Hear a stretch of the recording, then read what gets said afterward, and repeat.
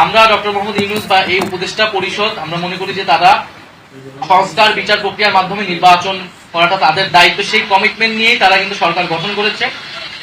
তবে তাদের বিরুদ্ধে যে অভিযোগগুলো আছে সেই অভিযোগগুলো যাতে তারা বিবেচনা করে নিজেদেরকে পুনর্গঠন করে নেয়, উপদেষ্টা পরিষদের দক্ষতা যাতে বৃদ্ধি করা হয় সে বিষয়ে আমরা বলেছি। ছাত্র উপদেষ্টাদের বিষয়ে যেটা বারবার বলা হয়, তারা কোনো দলের প্রতিনিধি হিসেবে কিন্তু সরকারে নেই, গণ অভ্যুত্থানের প্রতিনিধি হিসেবে সরকারে রয়েছে।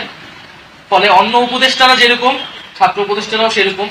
ছাত্র উপদেষ্টাকে যদি কোনো নির্দিষ্ট দলের প্রতিনিধি বা সংশ্লিষ্ট হিসেবে দেখা হয়, অন্য অনেক উপদেষ্টাদেরও বিভিন্ন দলের সাথে সংশ্লিষ্টতা রয়েছে, রাজনৈতিক সাবেক ব্যাকগ্রাউন্ড রয়েছে।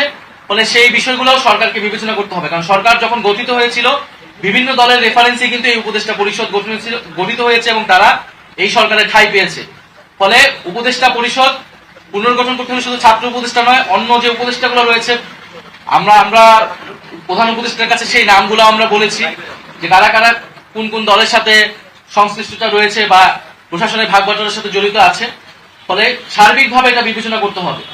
আমরা নির্বাচন কমিশনের ব্যাপারে অ্যাজ এ হোল আলোচনা করেছি যে আমরা নিবন্ধন পাওয়া থেকে শুরু করে এবং জাতীয় লীগ নামে যে আরেকটা দলকে নিবন্ধন দেওয়া হলো এবং শাপলা প্রতীক নিয়ে আমাদের সাথে কিরকম আচরণ করা হচ্ছে এবং ইশরাক হোসেনের মামলায় নির্বাচন কমিশনের যে অবস্থান ছিল এবং নির্বাচন কমিশন যে নিয়োগ কোন আগের আইনে যে নিয়োগ হয়েছে, ফলে পুরা প্রসেসে নির্বাচন কমিশনের যেই কার্যক্রম এবং প্রশ্নবিদ্ধ হয়েছে যে সেই বিষয়টা আমরা তুলে ধরেছি। নির্বাচন তো খুবই